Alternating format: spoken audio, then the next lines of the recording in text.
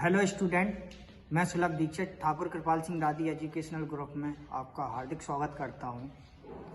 आज मैं class 10th का चैप्टर 2 गोलीय पृष्ठों पर प्रकाश का परावर्तन पढ़ाने जा रहा हूं। गोलीय दर्पण। गोलीय दर्पण किसे कहते हैं? यदि किसी कांच के खोखले गोले को काटकर उसके एक पृष्ठ पर चांदी की पॉलिश या कलई कर दी जाए तो प्राप्त दर्पण गोलीय दर्पण कहलाता है। एक कांच है, कांच का खोखला गोला है और उसे हम काट के उसके एक पृष्ठ पर चांदी या पॉलिश चांदी की पॉलिश या कलई कर देते हैं या फिर लाल ऑक्साइड का लेप लगाते हैं, जिससे उसका एक पृष्ठ परावर्तक बन जाता है। तो वो दर्पण कौन सा कहलाता? गोलीय दर्पण कहलाता। दूसरी डेफिनेशन ये है, ऐसा दर्पण जिसका परावर्तक सतह गोलीय होती है, गोलीय दर्पण कहलाता है। गोलीय दर्पण के प्रकार। गोलीय दर्पण कितने प्रकार के होते हैं? गोलीय दर्पण 2 प्रकार के होते हैं। मैंने लास्ट क्लास में आप लोगों को बताया भी था। नंबर 1 अवतल दर्पण, नंबर 2 उत्तल दर्पण। अवतल दर्पण। अवतल दर्पण वह गोलीय दर्पण है जिसका परावर्तक पृष्ठ अंदर की ओर दबा होता है, अर्थात परावर्तक दबे हुए पृष्ठ में होता है, अवतल दर्पण कहलाता है। ये अवतल दर्पण का एग्जाम्पल है। एक खोखले गोली कोष का ये भाग है और इसका ये देखो अंदर की तरफ ये धसा हुआ है परावर्तक की तरफ, और इस पर ये कलई होती है। ये वाली किरण ये आपतित किरण है, ये परावर्तित किरण है। ये अंदर वाला पृष्ठ कहलाता है परावर्तक पृष्ठ, और जो बाहर के पृष्ठ पे जो कलई की गई है। समझ में आ गया होगा। अगला है उत्तल दर्पण। उत्तल दर्पण किसे कहते हैं? वह गोलीय दर्पण जिसका परावर्तक पृष्ठ बाहर की ओर उभरा हुआ होता है। ये देखिए बाहर की तरफ उभरा हुआ है, उत्तल दर्पण कहलाता है। या फिर हम कह सकते हैं उत्तल दर्पण में परावर्तन उभरे हुए पृष्ठ पर होता है। ये देखिए यहाँ पे ये आपतित किरण है और ये परावर्तित किरण। ये परावर्तन होगा, ये उभरे हुए पृष्ठ पर होगा। ये उभरा हुआ इस वाला ये सिरा ये परावर्तक पृष्ठ कहलाता है और ये बाहर का सिरा कलई किया हुआ पृष्ठ कहलाता है। अगला है दर्पण से संबंधित कुछ परिभाषाएं। पहला है दर्पण का ध्रुव।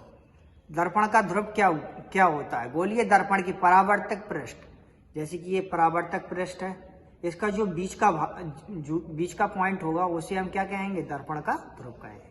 गोलीय दर्पण का परावर्तक पृष्ठ के मध्य बिंदु को जो बीच में होगा जो बिंदु, उसे हम दर्पण का ध्रुव कहते हैं। दर्पण के ध्रुव को किससे प्रदर्शित करते हैं? इसे कैपिटल P से प्रदर्शित करते हैं। इसे कैपिटल P से प्रदर्शित करते हैं।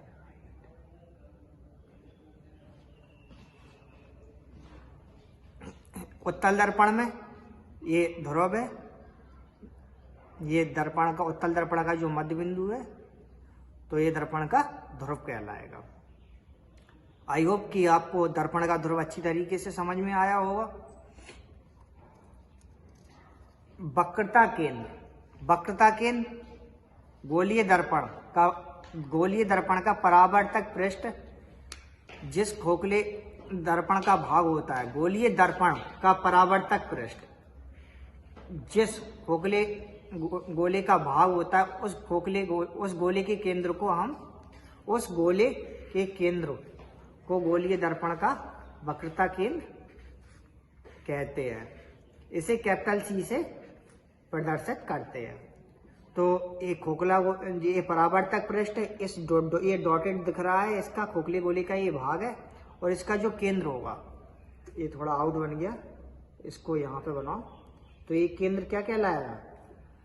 वक्रता केंद्र। से कैपिटल C से प्रदर्शित करते हैं। ये देखिए उत्तल दर्पण है, उत्तल दर्पण का ये केंद्र क्या कहलाएगा? वक्रता केंद्र कहलाएगा। आई होप कि आपको ये भी डेफिनेशन क्लियर होगी। अगली डेफिनेशन है वक्रता त्रिज्या। वक्रता त्रिज्या क्या होती है? जो गोलीय दर्पण का परावर्तक पृष्ठ होता है, परावर्तक पृष्ठ और वक्रता केंद्र के बीच की दूरी को हम क्या कहते हैं? वक्रता त्रिज्या कहते हैं। इसे कैपिटल R से प्रदर्शित करते हैं। तो इससे देखो यहाँ से भी एक खींची जा सकती है। ये भी रेखा क्या होगी? वक्रता त्रिज्या होगी। ये भी रेखा क्या होगी? वक्रता त्रिज्या होगी। इसे स्मॉल r से प्रदर्शित करते हैं। P से, ध्रुव P से भी खींची जा सकती है वक्रता त्रिज्या। P और C के बीच की दूरी को भी हम वक्रता त्रिज्या बोलेंगे।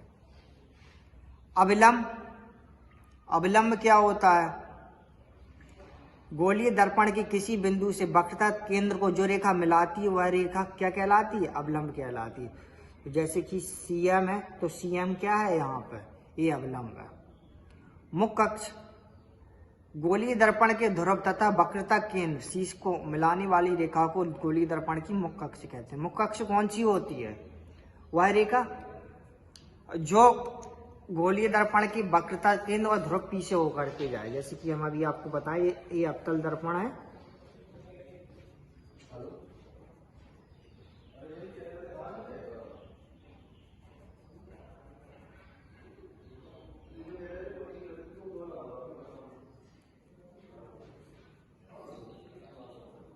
ये इसका वक्रता केंद्र C है, इसका ध्रुव P है। तो ये वाली रेखा जो C और P से होकर गुजर रही है, ये वाली रेखा क्या कहलाएगी? मुख्य अक्ष।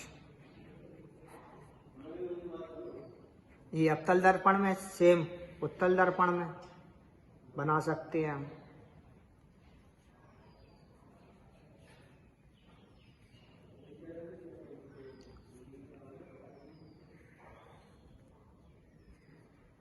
वक्रता केंद्र C है, ध्रुव P है। ये वाली रेखा क्या कहलाएगी? मुख्य अक्ष। जो ध्रुव P और वक्रता केंद्र C से होकर जाए वो रेखा मुख्य अक्ष कहलाती है।